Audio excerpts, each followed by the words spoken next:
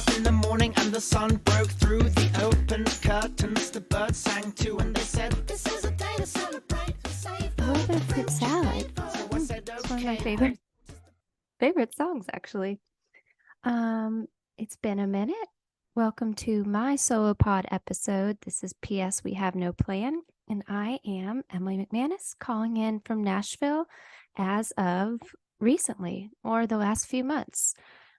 Last week's episode was Pay's solo one, and we thought moving forward, because sometimes it's just really hard to get our schedules to match up. To be honest, it's difficult at times. And so we are going to do solo pods when that has to happen. So Pay's was last week and mine is right now. And to be honest with you, I almost didn't do this because Freddie and I were on our walk and we were literally walking back into the apartment complex, and the neighborhood kitty, his name is Storm, and he taunts everybody. Storm came out and he pounced on Freddie. Freddie, out of nowhere, pulled him or went after him, pulled me down, and I went down. And now I feel like I might have a little bit of whiplash. I got a headache. So I'm going to get through this as best I can. But this episode, I'm going to talk about my dreams. And I know that this is something that we talk about quite often. So hear me out first before you're like over it. You're like, oh God, another dream episode. Like my last solo pod episode was about like actual dreams at night and how I interpret them and how they're interpreted by many other people in society. But this one is about like dreams for your life that you've had since you were, really little, and now you're grown up or you're growing up and you're trying to hold on to those dreams so tightly. And sometimes it's really hard to remember them because of whatever your current circumstances or, whatever. So I've talked about this. When I was little, I wanted to be a country singer through and through. There's no other thing that I wanted to be ever, ever, ever. And I spent all my time just listening to the Dixie Chicks and Shania Twain and Faith Hill and Aaron Tippin and Kenny Chesney. And that was my spot. I was comfortable there. I was happy there. And I found just like a lot of love. And that's the thing that's always kind of like bled through in my life. It's the one consistent thing has been music. And so, I always thought that would be my path. So I came to Nashville and I realized everybody had that path when they came here. And it was discouraging. And I still find myself wondering if I just gave up, what would I have been? Where would I be right now if I just powered through it and I didn't let my emotions and self-consciousness and just being scared get in the way? And I don't know. But when I was thinking about this episode, I actually didn't know what I was going to talk about. But I was in my car and I went to go pay for something. And in my wallet is this single dollar bill. And I don't ever have cash in my wallet, very so often. But this dollar bill I keep in there for forever. Like I never take it out. I never spend it. And now it has been in there for, oh my gosh, almost 10 years. So I've had this dollar bill in my wallet for 10 years. And it symbolizes a lot for me. It symbolizes, I think, hope and just to never give up and never forget. When I was still in college, I worked at a frozen yogurt shop, and I worked there for a few years. And they would do, just like anywhere in Nashville, they would do writers' rounds. People would be singing live in there each night. And, it's a very normal thing here. But one night, my friends were doing it and they pulled me up to sing a song, and I about pooped my pants because I was scared to fucking death, but I did it. And I did a good job. And somebody put $1 in the tip jar for me. And it was like so cool, like so freaking cool. And so, I got off the chair. I was going to say stage, but it was not a stage. It was a chair right next to the cash register. So I got off of the chair. I just took that little dollar out of the pail and I went back to work serving frozen yogurt and, restocking the cookie dough and everything like that.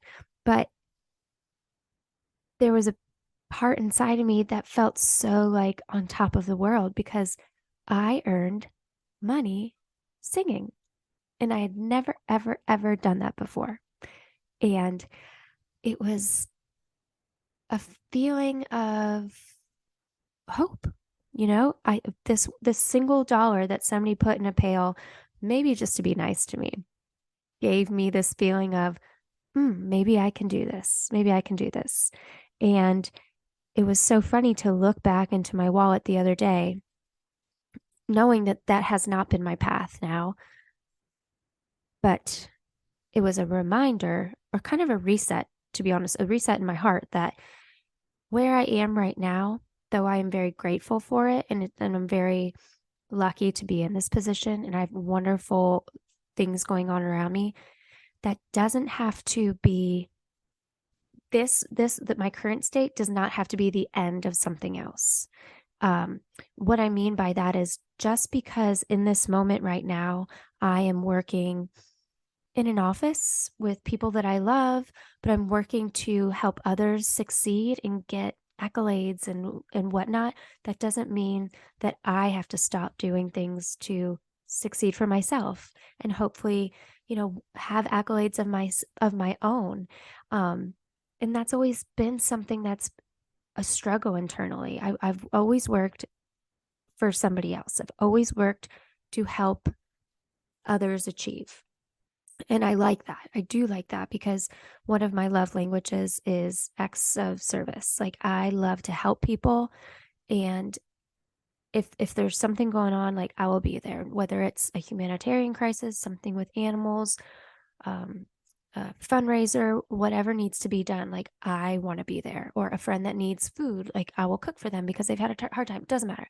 So it's very important for me to do things for others and help them feel loved and supported. And so in my current job, I feel like a big part of that is helping people feel loved and supported and that they're on the right path and that we're behind them.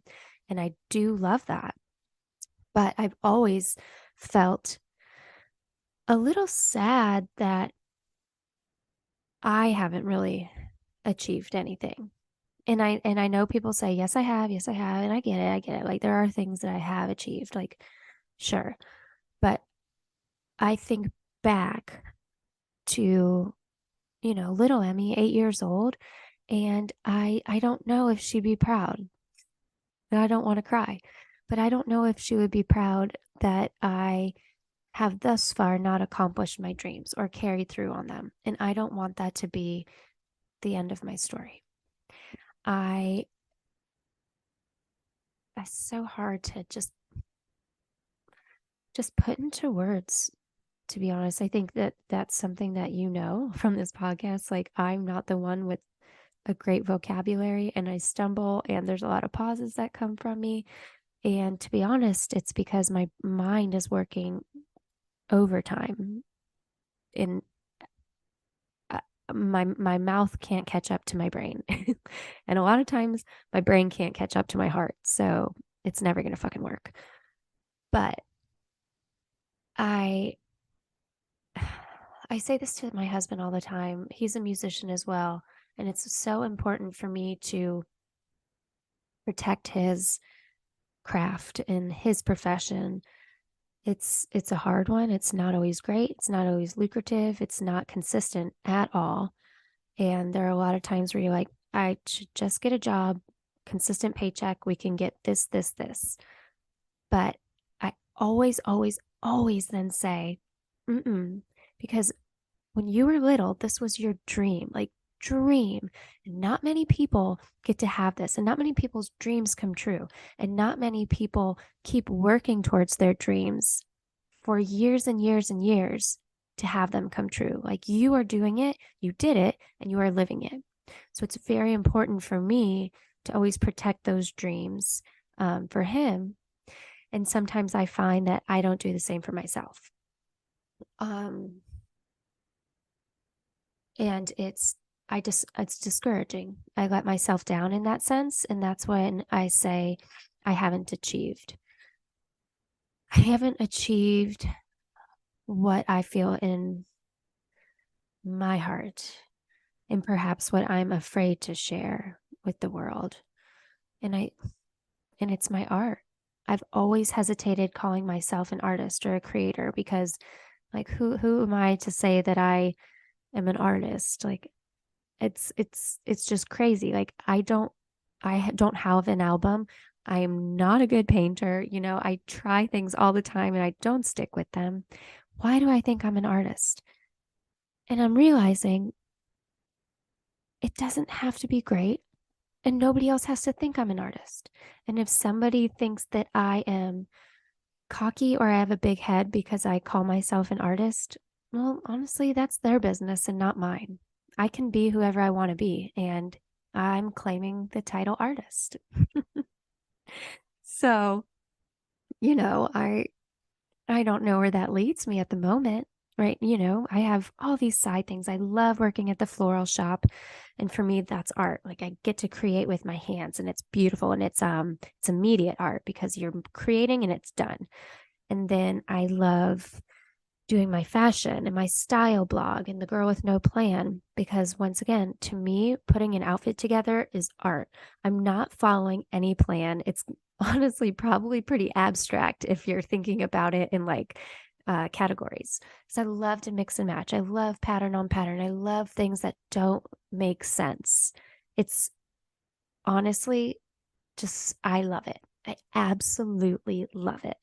And it's another almost immediate satisfaction of something that you're creating because so many times like music it takes a while to finish it, whether it's writing a song and you can't get it done in a whole day, it takes a couple days, or it's recording an album which could take a year or 2 years. It doesn't matter. Those are not immediate products in those moments. So I can call myself an artist and I can call myself a creator because I put things out in the world that I am creating. And you know what? You create a good vibe, you create a comfortable atmosphere. That's art in itself as well. Like there's no reason to box it in. There's no reason for somebody to tell you what is and what isn't art. It's if you feel like you're creating something, then fuck, you're an artist. And it's funny because all of this was brought up by seeing that dollar bill in my wallet.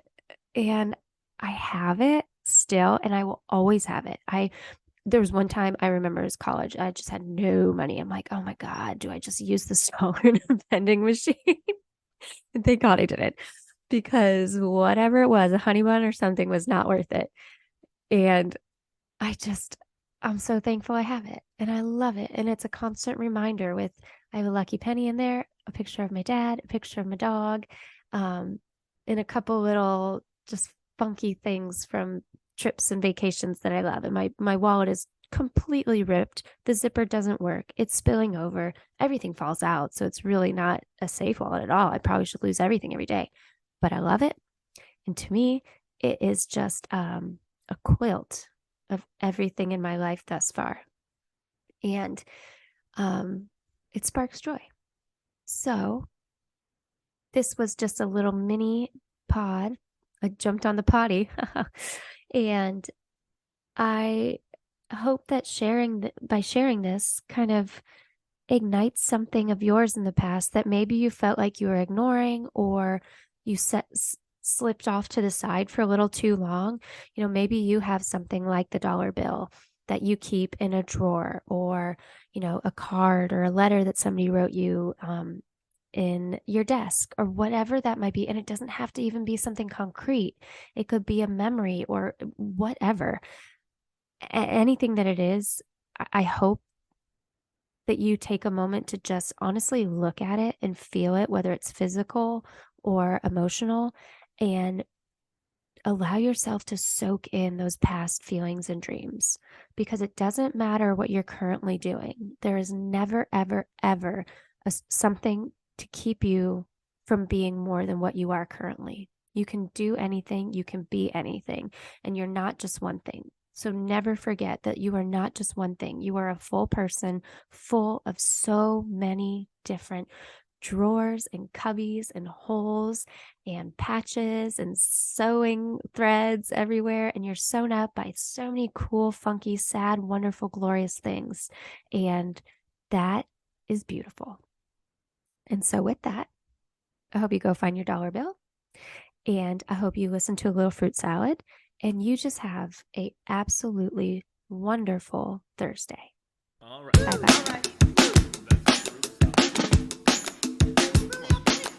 I woke up in the morning and the sun broke through the open curtains. The birds sang too and they said,